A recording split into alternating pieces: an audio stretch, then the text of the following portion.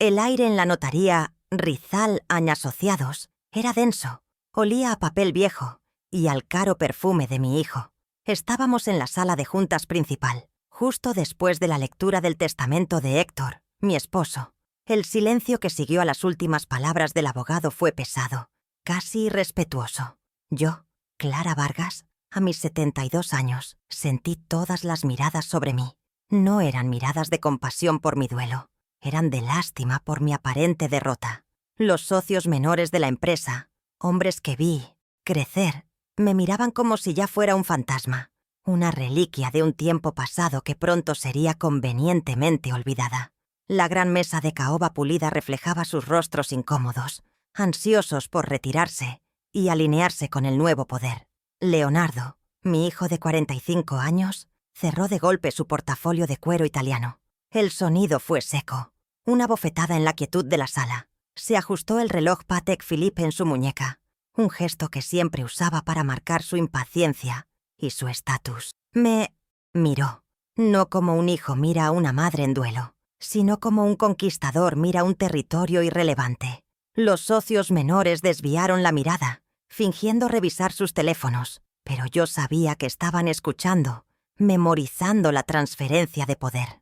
Él quería testigos de mi humillación. Sabía exactamente lo que estaba haciendo. Esto no era un impulso, era una ejecución pública planeada.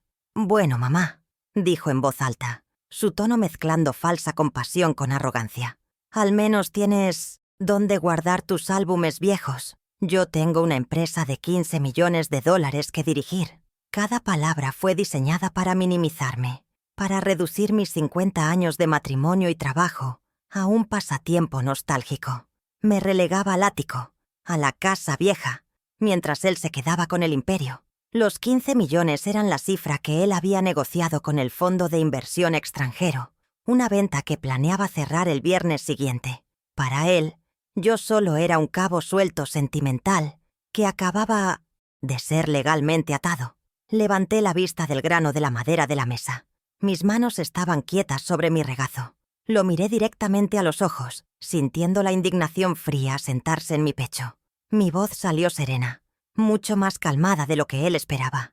«Leonardo, esa casa vieja es donde aprendiste a caminar». Él soltó una risa corta, un bufido de desdén. Para él, mi respuesta era una prueba más de mi debilidad, de mi apego al pasado. Él solo veía ladrillos viejos y metros cuadrados desactualizados. Yo veía el fundamento. Él no entendía que en los negocios, como en la vida, nunca debes despreciar el lugar donde todo comenzó. Leonardo se puso de pie, enderezando su traje de diseñador. Ya se sentía el dueño absoluto, el CEO indiscutible de Inversiones H. Kela. Asumió que el 100% de la compañía era suyo, tal como el testamento de Héctor le había legado su participación.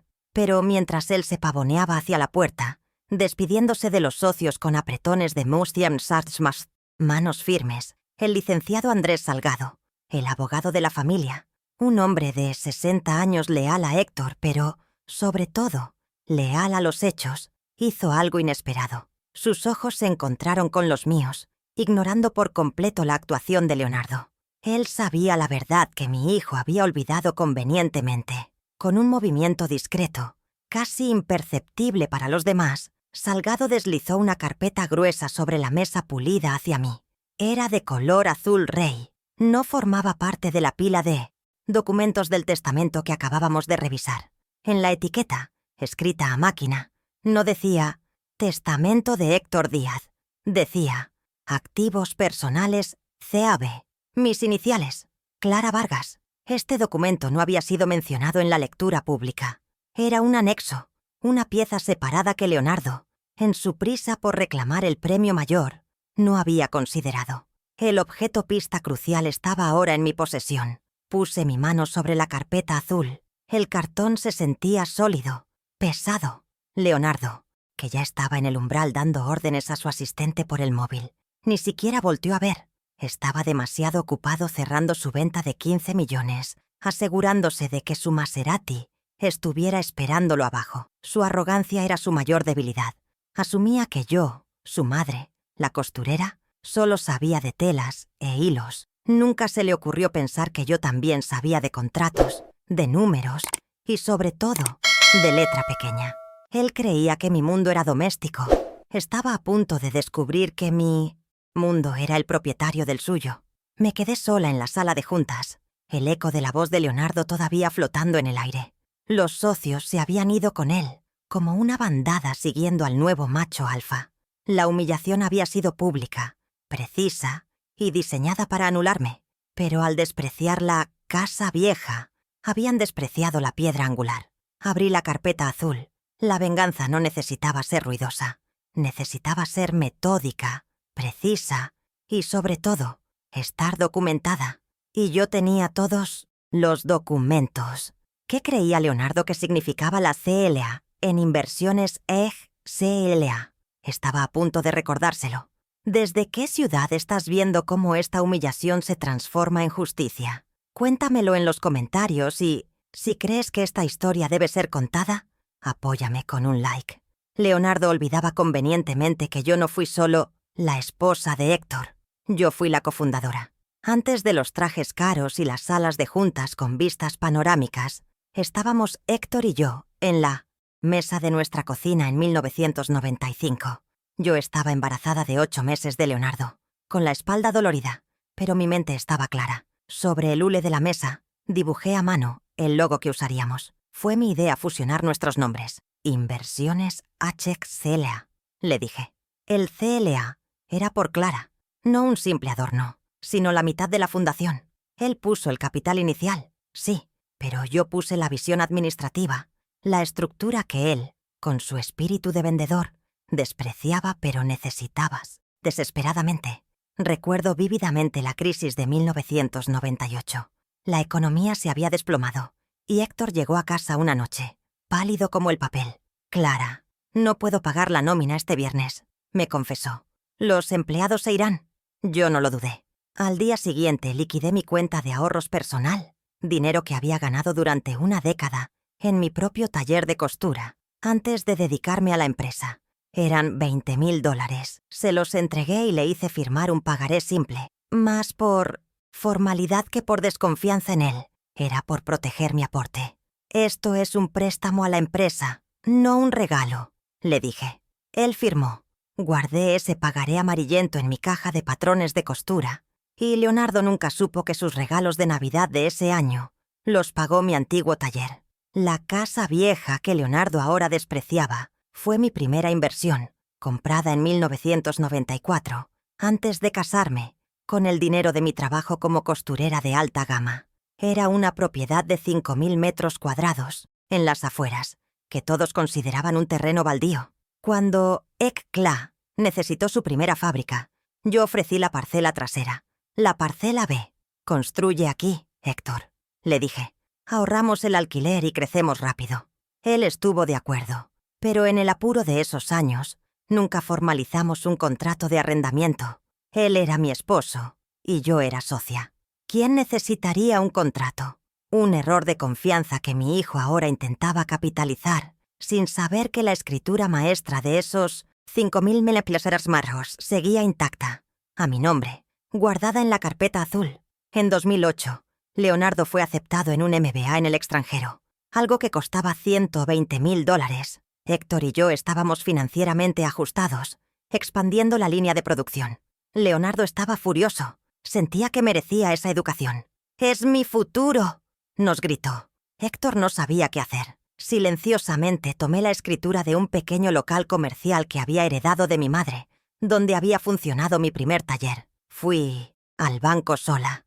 Hipotequé esa propiedad para pagar su educación. Él nunca preguntó de dónde salió el dinero. Simplemente empacó sus maletas, asumiendo que la empresa, el dinero de papá, había proveído. Nunca supo que fue la herencia de su abuela, mi madre, la que pagó por su arrogante título. Durante 40 años, aunque no tuviera un título oficial de directora financiera, yo fui quien conciliaba las cuentas. Héctor era brillante para las ventas, pero desastroso con los gastos. Yo llevaba las cuentas de mi taller con una precisión quirúrgica y apliqué lo mismo a ECCLA durante las primeras 2 décadas. Revisaba cada factura, Optimizaba cada ruta de entrega, calculaba los márgenes de ganancia en decimales. Leonardo creía que yo no entendía de finanzas porque nunca me vio en una sala de juntas. No recordaba que, mientras él jugaba videojuegos, yo estaba en la mesa de la cocina hasta las 2 de la madrugada, asegurándome de que la empresa que pagaba sus lujos fuera rentable. Mi supuesto rol doméstico era una fachada que les convenía. Mientras Héctor vivía, él respetaba mis aportes, aunque rara vez los mencionaba en público. Pero desde que enfermó, hace unos 3 años, Leonardo comenzó su campaña para excluirme.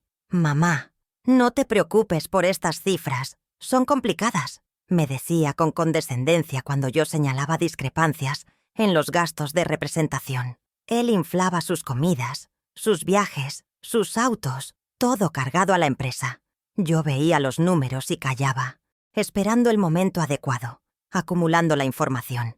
Mi silencio no era ignorancia, era estrategia. El duelo por Héctor era profundo, pero no me había cegado. La ironía de su burla en la notaría era dolorosa. Él, con su reloj Patek Philippe, financiado por la empresa, se burlaba de la mujer que había renunciado a su propia carrera, a su taller, para construir esa misma empresa.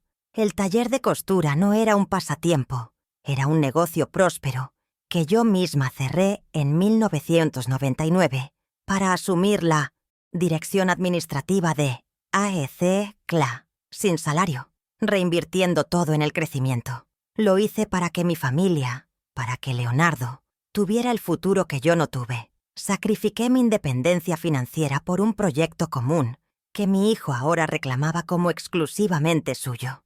Él no recordaba los turnos dobles. No recordaba las noches que pasé en la fábrica supervisando la calidad mientras él dormía.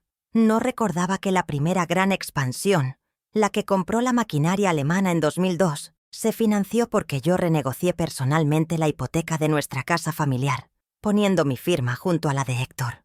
Leonardo solo recordaba los beneficios, las vacaciones en Europa, el auto deportivo que recibió a los 18 años, el MBA de $120,000. Todo lo veía como un derecho de nacimiento, no como el resultado de mis sacrificios y mi agudeza financiera. Cuando Leonardo traía a sus amigos de la universidad a la empresa, yo les servía café.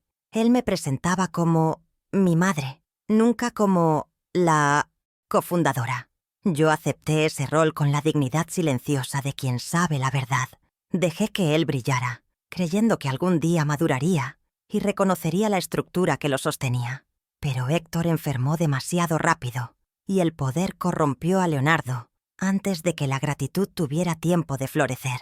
Me vio como parte del mobiliario, una figura decorativa que venía con la casa vieja, un error fatal de cálculo. El desprecio de Leonardo por mi supuesta falta de visión empresarial era su punto ciego. Él quería vender a un fondo de inversión extranjero por 15 millones, una cifra que sonaba impresionante.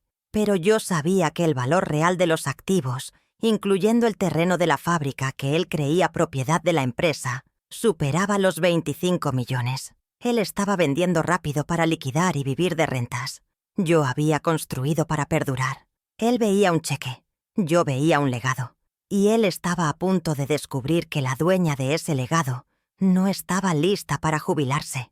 Mientras él se burlaba de mis álbumes viejos, yo pensaba en mis libros de contabilidad. Mientras él calculaba su comisión por la venta, yo calculaba los intereses compuestos de una deuda de 26 años. Él veía a una anciana en duelo, confundida y débil. No veía a Clara Vargas, la socia fundadora, la propietaria del terreno y la acreedora principal de Inversiones Sheikh Kla. La humillación en la notaría no fue un final, fue el disparo de salida. Y yo, a mis 72 años, estaba lista para correr la carrera de mi vida. ¿Qué es lo peor que pueden hacer los hijos? ¿Subestimar a sus madres o robarles el crédito? Leonardo había hecho ambas cosas. Había olvidado quién diseñó el logo, quién pagó la primera nómina, quién financió su educación y quién, en última instancia, poseía el suelo bajo sus pies. Mi duelo era real, pero mi determinación era de acero. El testamento de Héctor me había dejado su 50%.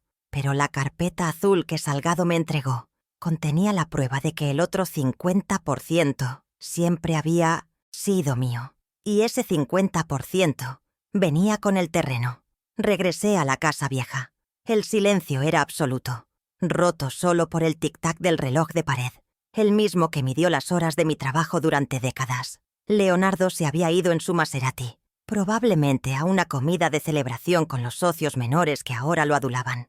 Me senté en el despacho de Héctor, un lugar que no había querido tocar desde su muerte, pero ahora no estaba allí por nostalgia, estaba allí por negocio. Puse la carpeta azul que me dio el licenciado Salgado sobre el escritorio de caoba. Mis iniciales, CV, en la etiqueta, me miraban fijamente. Respiré hondo, conteniendo la indignación de la notaría, y la abrí. El primer documento no era un testamento, era un acta. El documento estaba perfectamente conservado. Acta Constitutiva de Inversiones HCCLA SA de CB, 1995. El papel era grueso, oficial. Mis ojos buscaron la cláusula de los socios fundadores. Allí estaba, en una tipografía clara de máquina de escribir. Socio fundador, Héctor Díaz, 50% de las acciones. Y justo debajo, socia fundadora, Clara Vargas, 50% de las acciones. Lo leí 3 veces. Clara Vargas, 50%. Leonardo había asumido que el testamento de Héctor le daba el control total, pero Héctor solo podía legar lo que era suyo, su 50%. Mi mitad nunca había estado en juego. Yo no era una viuda desamparada. Era la socia mayoritaria, silenciosa. De repente la burla de Leonardo sobre los álbumes viejos adquirió un nuevo significado. Él me veía como un apéndice de su padre, alguien que heredaba por gracia, no por derecho. Pero este documento, la prueba 1, lo cambiaba todo. El licenciado Salgado había sido meticuloso. Había separado mis activos personales de la sucesión de Héctor. Yo no estaba heredando el 50%, estaba confirmando el 50% que ya poseía. Leonardo no había heredado una empresa de 15 millones. Había heredado la mitad de una sociedad. Y esa sociedad tenía una socia que él acababa de humillar. Públicamente. Sentí una calma fría. El juego no había terminado. Acababa de empezar. Mi mirada se agudizó. Ya no buscaba consuelo. Buscaba munición. Seguí revisando los contenidos de la carpeta azul. Había más. Documentos de propiedad. Registros antiguos. El abogado Salgado no solo me había dado una confirmación, me había dado un arsenal. Leonardo creía que la única firma que importaba era la suya, pero el acta constitutiva requería una mayoría del consejo para cualquier venta de activos. Y yo era la mitad de ese consejo. Su venta al fondo de inversión extranjero, programada para el viernes, acababa de encontrar un obstáculo de 50%. ¿Cómo pudo olvidar quién era yo? ¿Cómo pudo olvidar el CLA de EC-CLA? Entre los papeles, encontré un título de propiedad fechado en 1994, un año antes de la fundación de la empresa. Estaba solo a mi nombre, Clara Vargas. Era la escritura original del terreno total, los 5.000 metros cuadrados que había comprado con las ganancias de mi taller. Sentí que el corazón me daba un vuelco. Desplegué el mapa adjunto, un plano de agrimensor dibujado a mano. El terreno estaba claramente dividido en 2 parcelas. Parcela A, la casa principal, la casa vieja. Y parcela B, el terreno trasero, donde actualmente se levantaba la totalidad de la planta de producción de Inversiones EC-CLA. La fábrica no era un activo de la empresa. La implicación me golpeó con la fuerza de una revelación física. La empresa, valorada en 15 millones por Leonardo, estaba construida enteramente sobre mi propiedad personal. Revisé la carpeta de nuevo, buscando frenéticamente cualquier documento de transferencia, cualquier contrato de venta o arrendamiento de la parcela B a la sociedad. No había nada. Héctor y yo nunca lo formalizamos. Éramos familia, éramos socios. La empresa era mi inquilina, una inquilina que había ocupado 5.000 metros cuadrados durante casi 30 años sin pagar un solo centavo de alquiler. Mi hijo no solo intentaba vender mi mitad de la sociedad, intentaba vender mi tierra. Leonardo no solo era un CEO arrogante, era un ocupante ilegal. La casa vieja, que él despreciaba, el lugar para mis álbumes, Era legalmente la dueña de la fábrica que él presumía dirigir. Ahora entendía la prisa de Leonardo por vender. Quería liquidar los activos antes de que cualquier auditoría, cualquier due diligence real, descubriera que el activo fijo más importante de la compañía, el suelo bajo sus pies, no les pertenecía. Estaba vendiendo una cáscara de 15 millones de dólares que dependía de mi buena voluntad. Una buena voluntad que él mismo había quemado en la notaría esa misma mañana. La humillación pública en la sala de juntas fue solo el comienzo de su ofensiva. Unos días después, fui a la farmacia a surtir mis medicamentos para la presión arterial, los mismos que tomaba desde que Héctor enfermó. Entregué la tarjeta corporativa que usaba para mis gastos médicos, un beneficio que tenía como fundadora desde 1995. La joven farmacéutica la pasó. «Disculpe, señora», dijo bajando la voz. «La tarjeta es rechazada». Insistí. La pasó de nuevo. «Rechazada. Fondos insuficientes». Sentí la sangre subir a mi rostro. No era por el costo. $150. Era la humillación. Los clientes detrás de mí esperaban, impacientes. Tuve que pagar con mis ahorros personales. Leonardo me había cortado. No fue un error administrativo. Fue un acto deliberado. Había suspendido mis dividendos de 5.000 mensuales y mi tarjeta corporativa, alegando reestructuración previa a la venta. Me estaba asfixiando financieramente, tratándome no como socia, sino como una empleada despedida. Quería demostrarme que él controlaba el dinero y, por lo tanto, me controlaba a mí.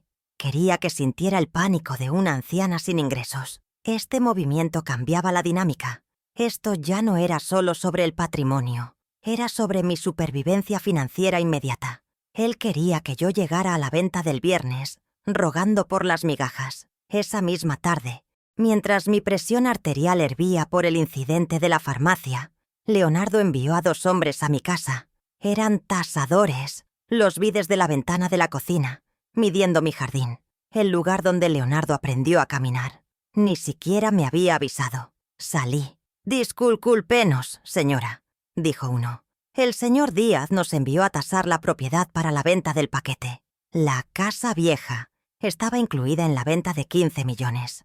Estaba vendiendo mi hogar, mi propiedad personal de 1994, como si fuera un anexo sin valor de la fábrica. Me estaba despojando de todo.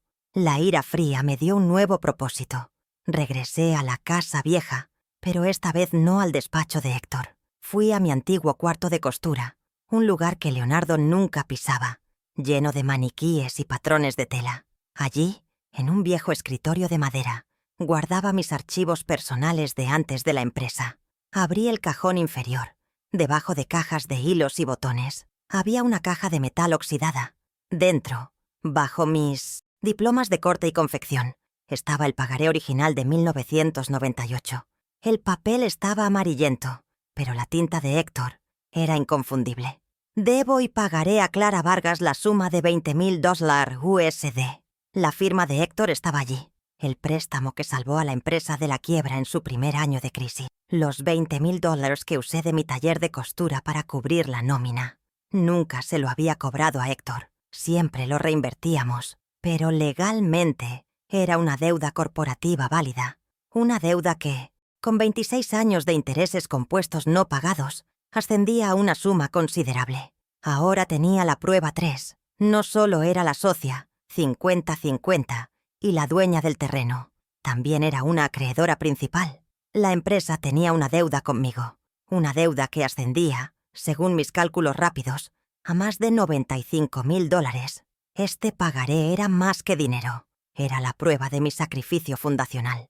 Leonardo, en su auditoría para la venta, seguramente había olvidado incluir esta deuda en los pasivos. Estaba presentando libros limpios al fondo de inversión, ocultando deudas a la socia que intentaba despojar. Mi hijo no solo era arrogante, era un fraude, y yo tenía el recibo original de su primera gran salvación. Los tasadores en mi jardín eran una violación, una invasión directa. Demostraban que Leonardo no se detendría ante la decencia. Estaba dispuesto a vender mi casa mientras yo aún vivía en ella. ¿Qué seguía?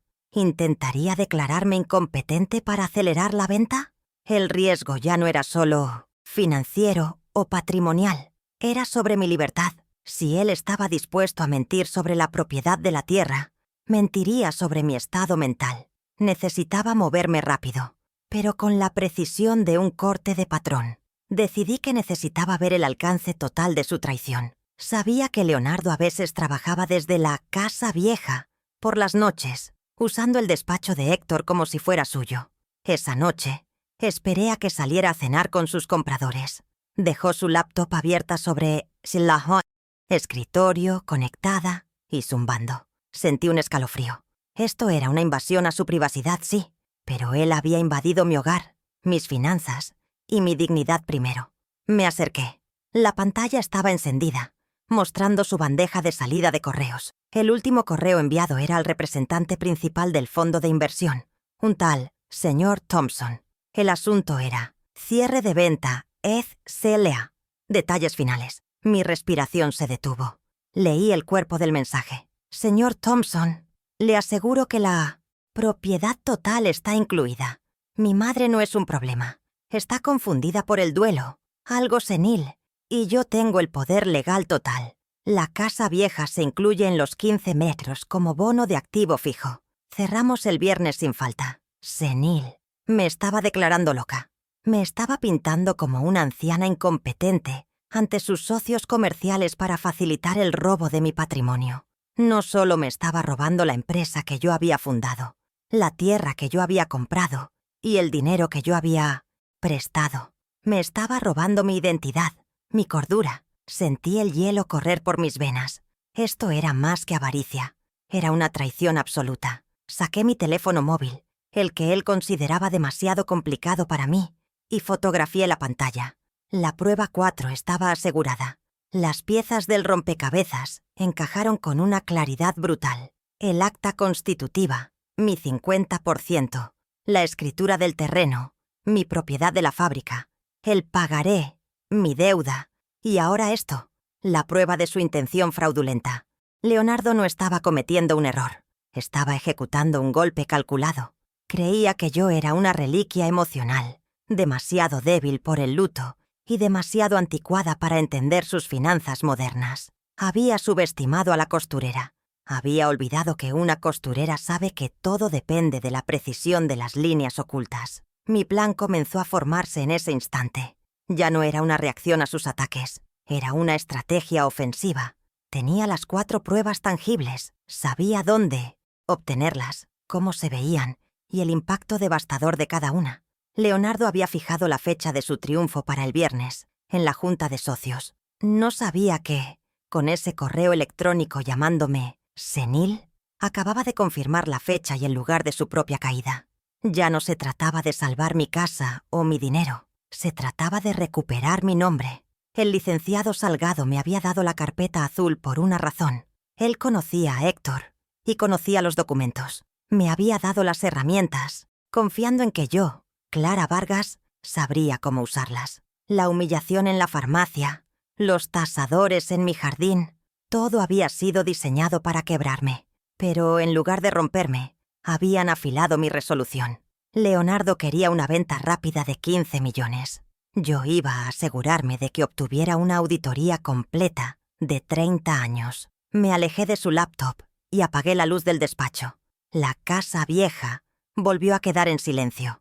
Pero ahora era un silencio diferente. Era el silencio de una sala, de guerra, el momento de calma antes de que la primera pieza se mueva en el tablero. Leonardo regresaría esa noche, satisfecho de su cena con los compradores, sin saber que su madre, senil, acababa de documentar su fraude y estaba preparando la respuesta. El viernes sería, en efecto, una celebración, pero no sería la suya. Él había apostado todo a que yo era débil, emocional e ignorante. Había confundido mi serenidad con su misión. Había olvidado que yo era la CLA en EZCLA, la mujer que había diseñado el logo, financiado la primera nómina y comprado la tierra. Tenía todas las pruebas y ahora tenía un plan. El primer paso sería visitar al licenciado Andrés Salgado a primera hora del lunes, no para llorar, sino para notificar. La junta del viernes se acercaba y yo iba a estar lista.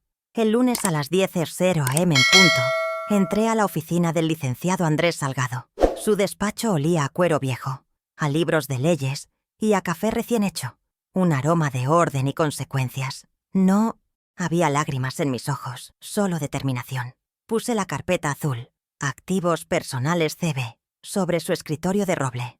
Él asintió, como si la hubiera estado esperando. No hablamos de Héctor, no hablamos de mi duelo, hablamos de hechos. Saqué el primer documento, el acta constitutiva original de 1995, y la puse frente a él, junto a la copia del testamento que él mismo había leído el viernes. Salgado se puso sus gafas de lectura. El silencio en la sala era absoluto mientras sus ojos escaneaban el documento.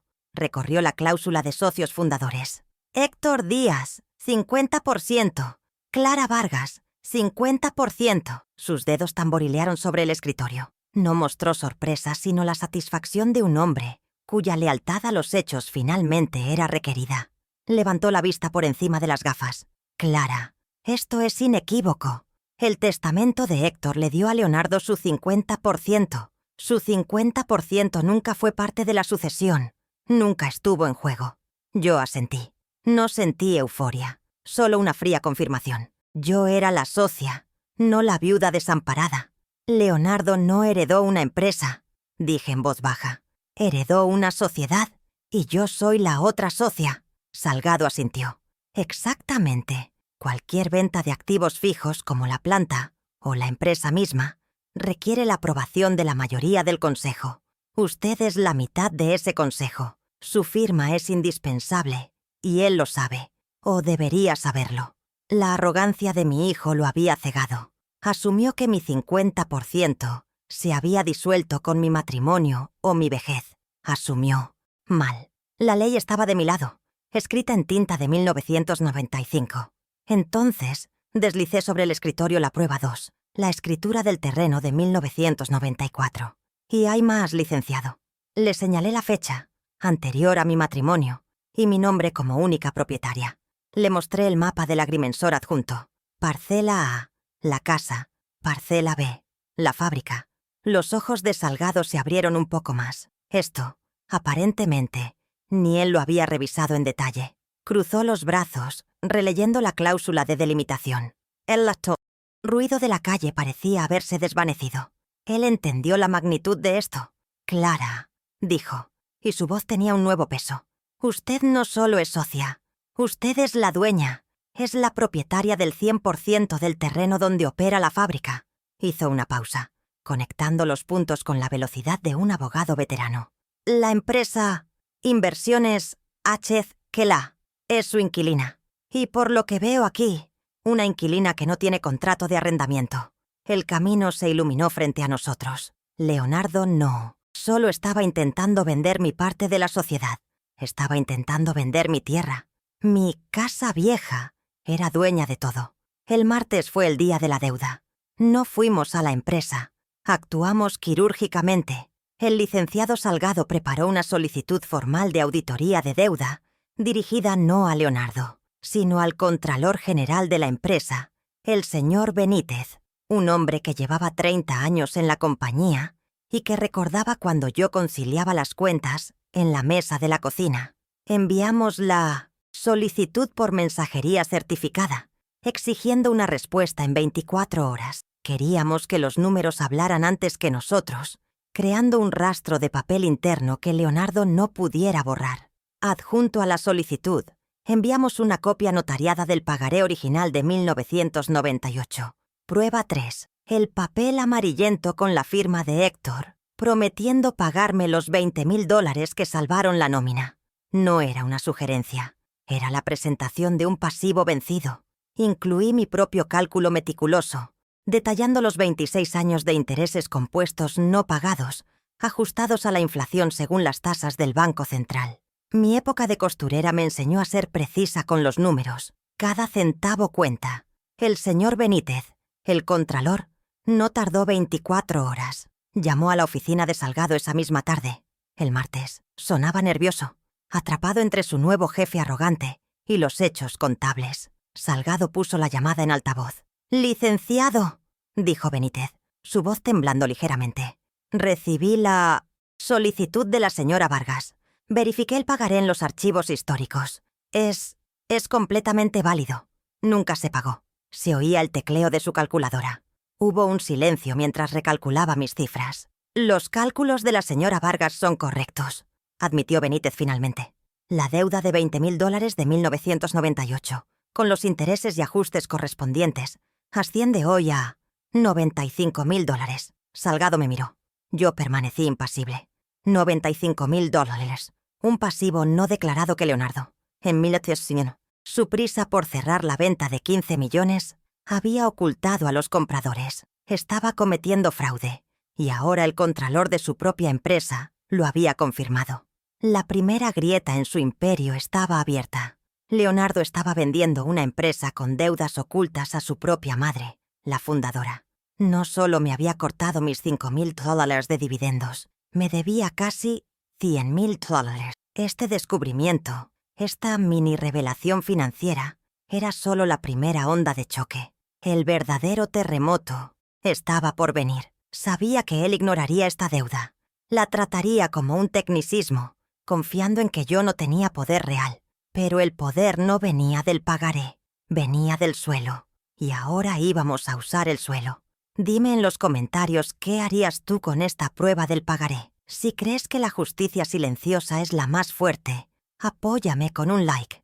El miércoles, a las 9:03 AM en punto, el siguiente paso se ejecutó. El aire de la mañana era frío y claro.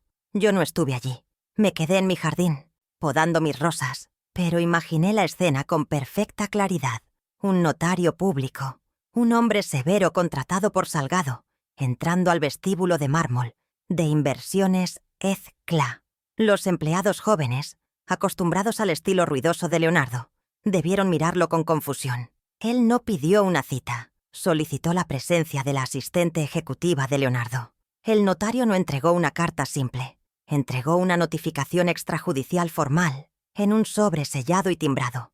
Iba dirigida específicamente al C. Leonardo Díaz, en su carácter de director general de inversiones HCCLA SA de CB. La asistente, probablemente nerviosa, firmaría de recibido, sellando el destino de su jefe. El documento era legalmente vinculante desde el momento en que cruzó ese umbral. Leonardo ya no podía alegar ignorancia. La trampa estaba puesta y el mecanismo activado. El contenido del documento era una obra de arte legal, cortesía de Salgado. Era breve, frío y brutalmente preciso. Como única y legítima propietaria del terreno de 5.000 metros cuadrados, identificado como Parcela B, según la escritura de 1994, yo, Clara Vargas, notificaba formalmente a la empresa de su ocupación continua del predio, sin un contrato de arrendamiento válido. Establecía que, durante 26 años, la empresa había usufructuado mi propiedad personal para la totalidad de sus operaciones de fabricación sin compensación alguna. No exigimos 26 años de alquiler. Salgado fue más estratégico. La ley nos permitía reclamar los últimos 5 años de arrendamiento retroactivo, el límite antes de la prescripción. Basándonos en un cálculo conservador del valor de mercado del suelo industrial en esa zona, la deuda por alquiler ascendía a $3.5 millones. Era una cifra diseñada no solo para ser pagada, sino para hacer colapsar la venta. Una deuda de 3.5 millones cambiaba drásticamente la valoración de 15 millones que Leonardo presumía. Y luego venía la condición. La notificación extrajudicial daba a Inversiones HCCLA 2 opciones, claras como el agua. Opción 1. Pagar la totalidad de los $3.5 millones en un plazo no mayor a 30 días. Opción 2. Proceder al desalojo inmediato de la maquinaria, inventario y personal de la parcela B, devolviéndome mi terreno.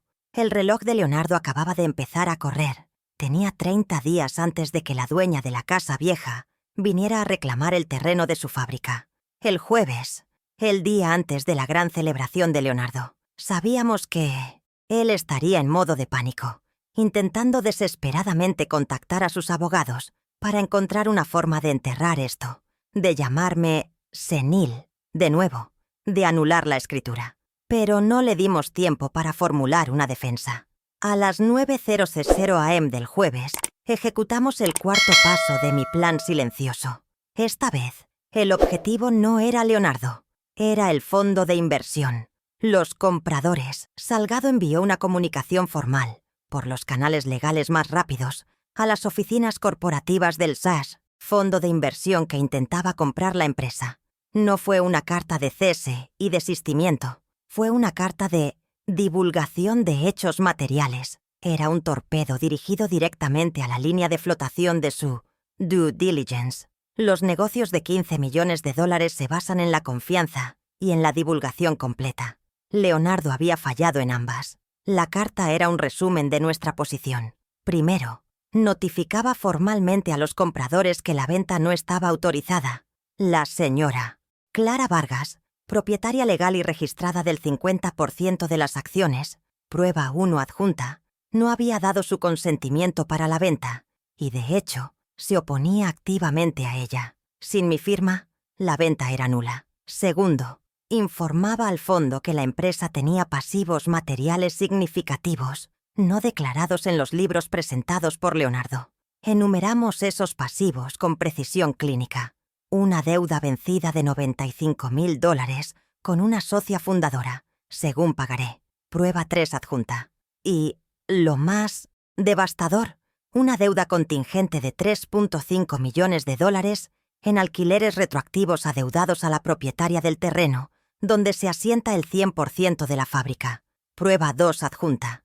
La empresa que creían valer 15 millones, en realidad valía 15 millones menos, casi 3.6 millones. Y el activo fijo principal, el terreno, ni siquiera estaba incluido. Como golpe de gracia, adjuntamos una copia de la notificación de desalojo de 30 días. Y, por supuesto, adjuntamos la prueba 4, la impresión del Furniture correo electrónico donde Leonardo aseguraba a los compradores que su madre, senil, no era un problema y que la casa vieja estaba incluida en el paquete. Habíamos envenenado el pozo. Ningún fondo de inversión serio procedería con una compra tan plagada de fraude, litigios pendientes y propiedad de activos cuestionada.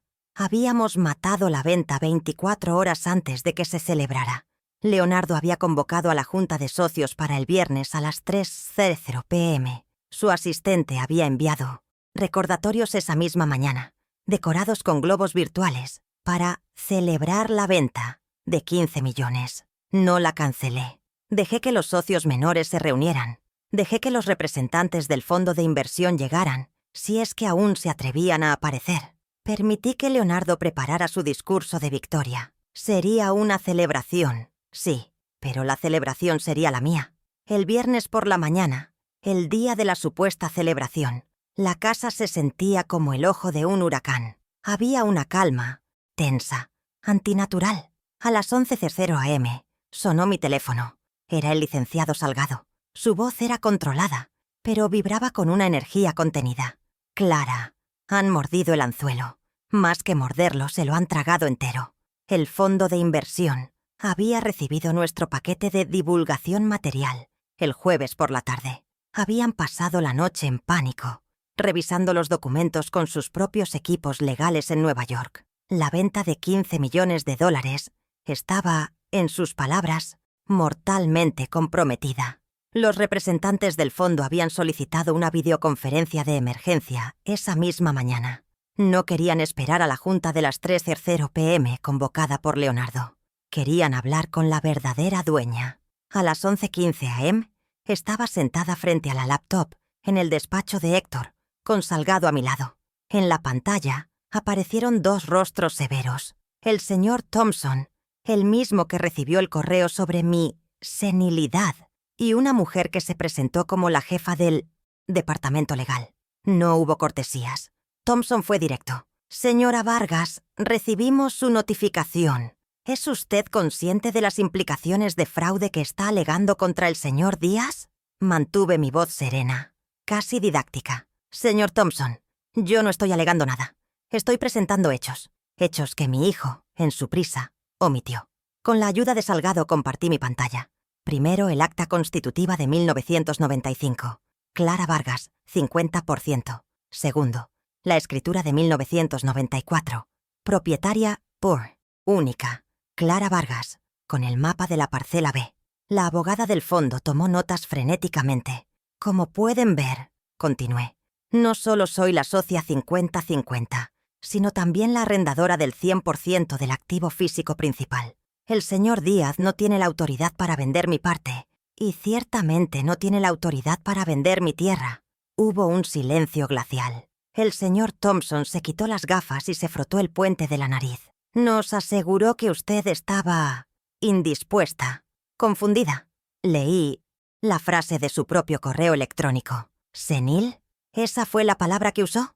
Thompson palideció. Señora Vargas, le aseguro que la oferta de $15 millones está retirada indefinidamente. Estamos iniciando una investigación interna y consideraremos acciones legales contra el señor Díaz por fraude y tergiversación material. Él nos ocultó pasivos por 3.6 millones y la verdadera estructura de propiedad. Esta era mi primera victoria. La venta, su gran premio, estaba muerta. La dinámica del poder había cambiado irreversiblemente. La zanahoria de 15 millones que Leonardo usaba para controlar a los socios menores y justificar sus acciones había desaparecido. Ya no era el genio financiero a punto de cerrar el trato de su vida. Era un mentiroso acorralado. Sin embargo, esta victoria estaba incompleta. Matar la venta no resolvía el problema inmediato. Él seguía siendo el CEO. Él todavía controlaba las cuentas bancarias de la empresa, de las cuales me había cortado. Todavía tenía su 50% de las acciones. La guerra por el control operativo de KEKLA apenas comenzaba. Mientras estábamos en la llamada con el fondo, el teléfono personal de Salgado empezó a vibrar sobre la mesa. Era el abogado de Leonardo. Mi hijo acababa de recibir la notificación del fondo de que el trato estaba cancelado. Salgado silenció la llamada, pero el mensaje era claro. La bestia había sido despertada. Leonardo ahora sabía que yo había saboteado su plan maestro. Su reacción sería furiosa, irracional. Ya no me veía como una anciana senil, sino como una enemiga activa. El enfrentamiento ya no sería sutil, sería una guerra abierta. Lo que Leonardo no sabía era el alcance de mi arsenal. Sabía que yo había bloqueado la venta con la escritura y el acta, pero seguramente aún no había conectado los puntos con el pagaré de $95,000. Ciertamente no sabía que yo tenía una copia de su correo llamándome senil. Estaba furioso, pero aún me subestimaba. Creía que yo había jugado mi única carta. Su abogado le dijo a Salgado que la junta de las 3:00 p.m. seguía en pie. Ya no era una celebración. Ahora era una junta de emergencia para abordar la interferencia hostil de un socio. Intentaría usar a los otros socios para declararme incompetente. Esta pequeña victoria había creado la tensión perfecta para el gran enfrentamiento. Al matar la venta, lo había despojado de su fachada de éxito. Ahora, en la reunión de las 3:00 p.m., se presentaría no como un conquistador, sino como un animal, herido y desesperado. Y nada es más peligroso. Pero la desesperación comete errores. La desesperación habla demasiado. La desesperación revela sus verdaderas intenciones. Y yo estaría allí, con una platea de socios y ejecutivos, lista para documentar cada palabra. La trampa estaba lista. La humillación pública que él me infligió en la notaría sería devuelta, pero esta vez con intereses. Llegué a la sala de juntas de Inversiones KEKLA a las 2:55 p.m. El ambiente era eléctrico, muy diferente a la opresión fúnebre de la notaría. Esta era la sala de conferencias principal, moderna, con paredes de cristal que miraban a la ciudad. Leonardo la había remodelado hacía un año. Había unas 30 personas, los socios menores, los ejecutivos clave de la empresa, incluyendo al contralor Benítez, que evitaba mi mirada, y, para mi sorpresa, los 2 representantes del fondo de inversión estaban allí, sentados al fondo, con rostros como máscaras de piedra. No habían venido a celebrar, habían venido a ejecutar. La platea estaba lista. Yo me senté en un lugar discreto, con el licenciado Salgado a mi lado, que llevaba un portafolio de cuero idéntico al de Leonardo, pero el suyo contenía verdades. Leonardo entró a las 3:00 p.m. en punto, pero ya no era el conquistador de la notaría. Su andar era tenso, su sonrisa forzada. El reloj Patek Philippe parecía pesarle en la muñeca. Se paró al frente, junto a la enorme pantalla de proyección. Intentó recuperar su arrogancia habitual. «Gracias a todos por venir», comenzó, su voz un poco más alta de lo normal. «Como saben, convoqué esta junta para celebrar el cierre de la venta de 15 millones. Un nuevo futuro para Chez Cla». Hubo un aplauso débil, descoordinado. Los ejecutivos sabían que algo andaba mal. Los del fondo de inversión ni siquiera parpadearon. Continuó, intentando establecer su narrativa. Sin embargo, en las últimas 24 horas ha surgido una interferencia, un intento de sabotaje interno. Sus ojos se clavaron en mí. «Mi madre está aquí», dijo señalándome. La sala entera volteó a verme. «Y parece que está aquí para su despedida». La amenaza era clara.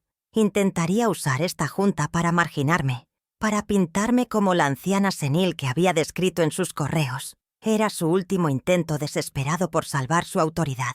Estaba a punto de cometer el error de llevar una batalla de documentos a una presentación pública, sin saber que yo tenía todos los originales. Me levanté lentamente.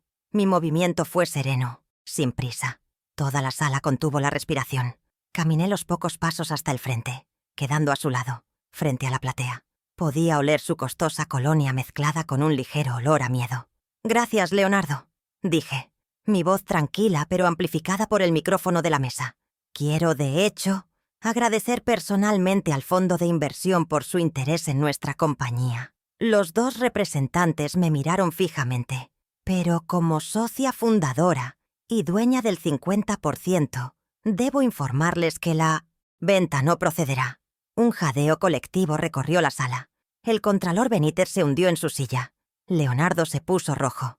«Mamá, por favor», siseó, intentando sonar compasivo pero fallando miserablemente. «No hagas esto. Ya hablamos. Estás confundida por el duelo. Estas cifras son complicadas». Era su última carta. Mi supuesta incompetencia. Me volví hacia él pero hablé para la sala. «No estoy confundida, Leonardo. Estoy informada». Miré al licenciado Salgado. «Licenciado, si es tan amable. La primera prueba, por favor». Salgado se levantó y conectó su laptop al proyector. La pantalla gigante cobró vida, mostrando un documento escaneado. No era una presentación de PowerPoint. Era el acta constitutiva original de 1995. La sala guardó silencio mientras Salgado usaba el cursor para ampliar la cláusula de socios fundadores. La tipografía de máquina de escribir era inconfundible. Socios fundadores: Héctor Díaz, 50%. Clara Vargas, 50%. Dirigí mi mirada a los socios menores. Los ejecutivos. «Yo soy Clara Vargas, la CLA en HCCLA. Soy fundadora y dueña del 50% de esta empresa. El testamento de mi esposo le dio a Leonardo su mitad. La mía nunca estuvo en juego. Mi firma es necesaria para cualquier venta. Y yo no firmo». La abogada del fondo de inversión asintió lentamente, confirmando que había visto ese mismo documento en la mañana. Leonardo estaba pálido, lívido. «Eso es un tecnicismo», gritó perdiendo la compostura. «El testamento me dio el control. Yo dirijo esta empresa». Los socios empezaban a murmurar. La imagen de Cío brillante se estaba desmoronando. «El testamento te dio sus acciones, Leonardo, no las mías», respondí fríamente. «Pero tienes razón en algo. Tú has estado dirigiendo la empresa. Y eso nos lleva a la prueba 2. Hice una señal a Salgado. La imagen del acta constitutiva fue reemplazada por un mapa antiguo, un plano de agrimensor de 1994. Era la escritura del terreno. «Reconocerán este terreno», dije a la audiencia. «Es donde estamos parados ahora, donde está cada máquina, cada oficina, cada almacén». Salgado amplió el nombre del propietario. «Clara Vargas, comprada en 1994, antes de mi matrimonio, antes de la fundación de la empresa». Luego señaló la delimitación. «Parcela A, la casa vieja donde vivo. Parcela B, los 5.000 metros cuadrados donde se asienta esta fábrica». Me volví hacia mi hijo, cuya boca estaba abierta. «Y esta casa vieja, Leonardo, la que tanto despreciaste, resulta ser dueña de todo el terreno donde opera tu empresa. Inversiones H.Z.Cla es mi inquilina». El caos estalló. Los socios menores se pusieron de pie, gritando preguntas. El señor Thompson, del fondo de inversión, se levantó bruscamente, su rostro rojo de ira. «¿Inquilina?», exclamó, su voz retumbando en la sala. Miró directamente a Leonardo. «Su due diligence nos aseguró que los activos fijos eran propiedad de la empresa, que el terreno estaba incluido en los 15 millones». Leonardo retrocedió un paso, tropezando casi con el cable del proyector. Balbuceaba, pero no salían palabras. Había sido atrapado en una mentira multimillonaria frente a sus compradores, sus socios y sus empleados. El licenciado Salgado tomó la palabra, su voz cortando el ruido como un bisturí. «Caballeros, por favor, la situación es simple». Proyectó la siguiente diapositiva. La notificación extrajudicial enviada el miércoles. La empresa ha ocupado la parcela B de la señora Vargas durante 26 años sin contrato. Según la ley, la propietaria Knopf reclama los últimos 5 años de alquiler retroactivo. La cifra apareció en la pantalla, nítida y brutal. 3.500.000 son USD. Salgado continuó. La empresa debe pagar esta suma inmediatamente, o se procede al desalojo de la propiedad en 30 días. El silencio que siguió fue más aterrador que los gritos. El señor Thompson no necesitó escuchar más. «¡Esto es un fraude!», gritó. Señaló a Leonardo. «Nos hizo perder meses y cientos de miles de dólares en auditorías basadas en mentiras». Se volvió hacia sus abogada. «Prepara la demanda. Nos vamos». Los dos representantes del fondo de inversión recogieron sus portafolios y, sin mirar atrás, salieron de la sala de juntas, cerrando la puerta con fuerza. La primera consecuencia inmediata acababa de materializarse. La venta de 15 millones no solo estaba muerta, ahora era el origen de una demanda por fraude contra Leonardo. Leonardo se desplomó en la silla presidencial, su rostro del color de la ceniza. Pero yo no había terminado. La sala estaba en shock. Los socios menores me miraban con una mezcla de miedo y asombro. «Leonardo no solo les mintió a ustedes», dije, mi voz aún serena. «También ocultó deudas a sus socios». Salgado proyectó la prueba 3, el pagaré de 1998, con la firma de Héctor clara como el día. «El contralor Benítez ya validó esta deuda. La empresa debe a mi patrimonio personal $95.000 por el préstamo que salvó la primera nómina. Una deuda que Leonardo olvidó incluir en los pasivos». Benítez no pudo más. Asintió, levemente, confirmando mi declaración a toda la sala. La reputación de Leonardo estaba destrozada. Ahora venía el golpe final. «Entiendo que Leonardo haya intentado ocultar estas cosas», continué. «Después de todo, vender una empresa con 3.6 millones en deudas ocultas y sin poseer el terreno es difícil». Me acerqué a él. «Pero lo que es imperdonable es cómo planeaba manejar a la socia del 50%. Licenciado, la prueba 4. Salgado proyectó la fotografía que tomé de la pantalla de la laptop de Miss Leonardo. El correo al señor Thompson. La sala entera pudo leer las palabras. «Mi madre no es un problema. Está confundida por el duelo. Algo senil. La casa vieja se incluye en los 15 memera». Un jadeo ahogado vino de la asistente de Leonardo. Los socios menores me miraron, esta vez con verdadero horror, entendiendo la magnitud de la traición. Leonardo intentó ponerse de pie. «Eso es privado. Es mentira». Pero la prueba estaba en la pantalla de 4 metros de altura. «No solo intentaste robarme, Leonardo», le dije en voz baja, pero el micrófono captó cada palabra. «Intentaste declararme loca para vender mi casa, mi tierra y mi empresa». Había perdido toda credibilidad.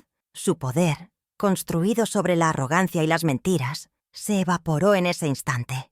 Aproveché el vacío de poder. «Como socia 50-50 de esta empresa», anuncié a la sala, «y como la principal acreedora, tanto del pagaré como del arrendamiento, convoco una votación de emergencia del Consejo de Socios». Miré a los socios menores que ahora me veían como su única salvación de la bancarrota que Leonardo había provocado. Propongo la destitución inmediata de Leonardo Díaz como CEO y presidente del Consejo, pendiente de una investigación criminal por administración fraudulenta. Salgado levantó la mano. Secundo la moción. Los socios menores levantaron sus manos uno por uno, ansiosos por distanciarse del barco que se hundía. La votación fue unánime, excepto por Leonardo, que miraba sus manos sobre la mesa, derrotado. «Aprobado», dijo Salgado en la quietud. La segunda consecuencia inmediata. Leonardo perdía todo su poder jurídico y societario.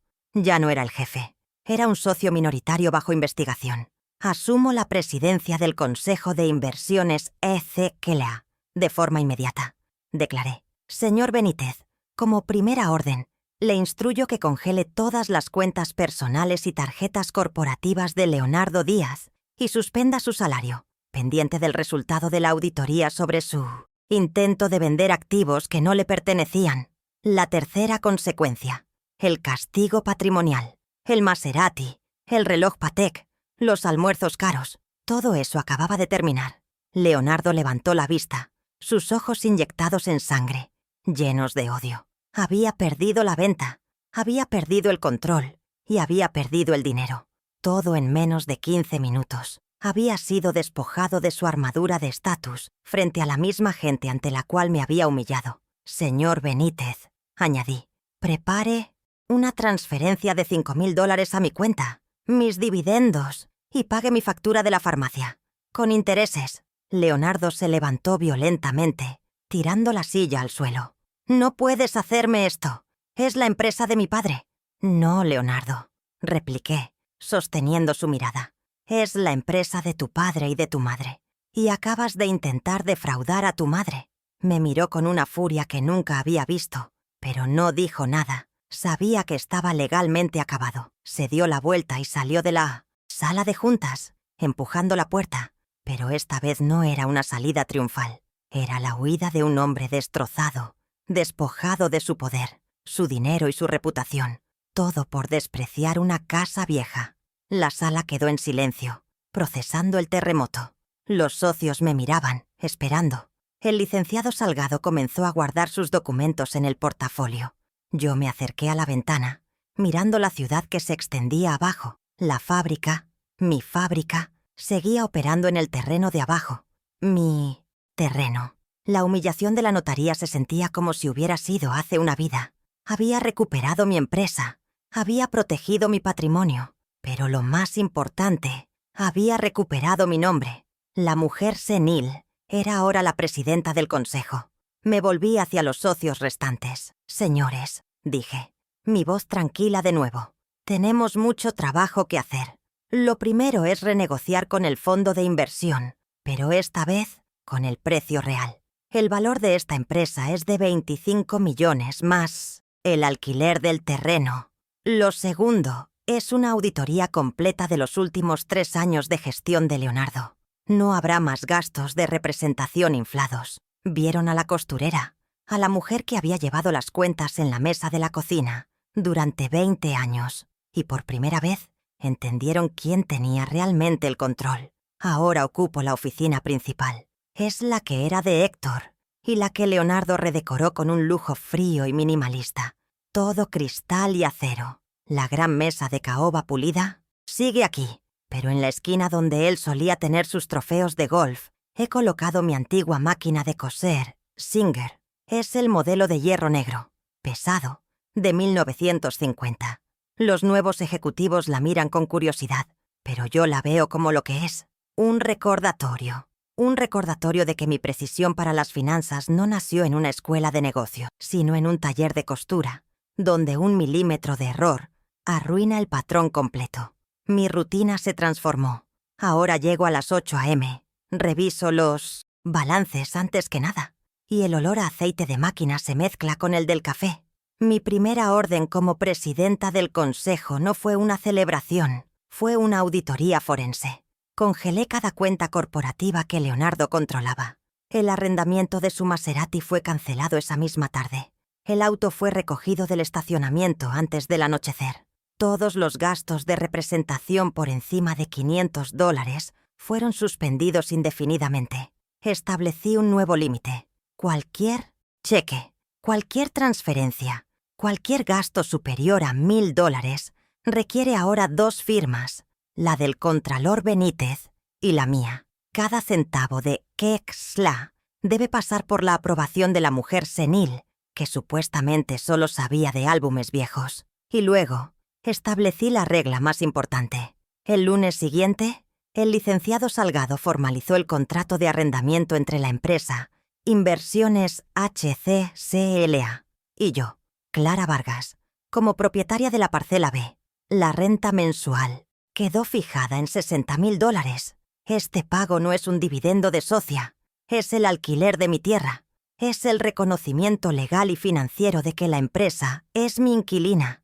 Ese dinero ya no se reinvierte en la compañía, va a mi cuenta personal. Es la línea de ladrillo y mortero que separa mi patrimonio de la sociedad, una línea que mi hijo intentó borrar y que yo he grabado en piedra legal. Leonardo no tuvo más remedio que venir a la Casa Vieja 2 días después del clímax. No entró como un CEO arrogante, sino como un hombre despojado. Le ofrecí té, pero lo rechazó. Nos sentamos en la sala y le presenté las 2 opciones que el licenciado Salgado había preparado, tal como lo indicaba la premisa. Opción 1. Yo entregaba al fiscal del distrito mi portafolio de pruebas, el correo llamándome senil, la venta fraudulenta de activos ajenos, los pasivos ocultos de 3.6 millones, y él enfrentaría cargos criminales. Opción 2. Aceptaba mis términos, innegociables, para permanecer fuera de la cárcel. Él escogió la opción 2. Su arrogancia se había evaporado, reemplazada por un miedo agrio. Sus términos son simples. Ya no es CEO, ni director, ni nada que suene a poder. He creado un nuevo puesto para él, gerente de logística de almacén. Su salario se ha reducido al 20% de lo que ganaba, apenas lo suficiente para cubrir sus deudas personales. Debe reportarse a la fábrica, no a la oficina corporativa. Su trabajo ahora es asegurarse de que los camiones se carguen correctamente y salgan a tiempo. Debe aprender, desde el suelo de concreto, el valor del trabajo real que él siempre despreció. Nuestra primera reunión bajo el nuevo régimen fue esta mañana. Él tuvo que venir a mi oficina, la que él creía suya. Esperó de pie hasta que le indiqué que podía sentarse. Me entregó su primer informe de logística, escrito a mano porque le revoqué el acceso a una computadora ejecutiva. Lo revisé. Encontré un error en su cálculo del costo de combustible para la ruta del norte. Se lo señalé. Revísalo, Leonardo. Estás calculando mal el rendimiento. Es un error de 3%. Él palideció, tomó el informe y, sin mirarme a los ojos, dijo: «Sí, señora. Ya no soy mamá. Soy la presidenta. Ese es el nuevo límite». Mi dignidad no solo fue restaurada internamente, fue cimentada externamente. 2 días después de la junta, recibí una llamada del señor Thompson, el ejecutivo del fondo de inversión. Su tono era profundamente apologético. «Señora Vargas, en nombre de mi firma, acepte nuestras disculpas. Confiamos en la persona equivocada».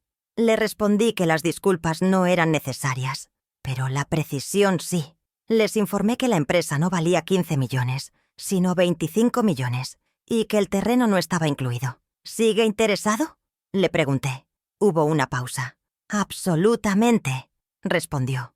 «Con usted al mando, la valoración de 25 millones nos parece un punto de partida justo. La restauración más dulce, sin embargo, no fue financiera. Ocurrió ayer por la tarde. Estaba en mi oficina revisando los balances auditados. Mi nieto, el hijo de Leonardo, un joven de 18 años que estudia ingeniería, entró silenciosamente. Miró la gran oficina, luego la máquina de coser Singer sobre mi escritorio y finalmente la hoja de cálculo en mi monitor. Se quedó observando los números por un largo rato. «Abuela», dijo finalmente, su voz llena de una curiosidad genuina que su padre nunca tuvo. «¿Me enseñas? ¿Me enseñas cómo calculaste los intereses compuestos de esa deuda de 1998? Sonreí, dejé la hoja de cálculo y abrí un documento nuevo. «Siéntate, hijo», le dije señalando la silla que ocupaba su padre. El primer principio de las finanzas, como el de la costura, es que debes medir 2 veces antes de cortar. Y nunca, nunca debes olvidar el valor de la primera puntada. Él sacó un cuaderno y comenzó a tomar notas. Mi verdadero legado, la precisión, la metodología. Había encontrado la manera de sobrevivir, saltando una generación manchada por la arrogancia. Mi trabajo no solo estaba a salvo. Ahora tenía un heredero que lo merecía. Dime en los comentarios qué parte de esta justicia te impactó más. Si esta historia puede ayudar a otra mujer a encontrar su fuerza, deja tu like para que llegue más lejos. Mi hijo aprendió que nunca debes reírte de una herencia, especialmente si quien la recibe sabe calcular el costo de cada hilo.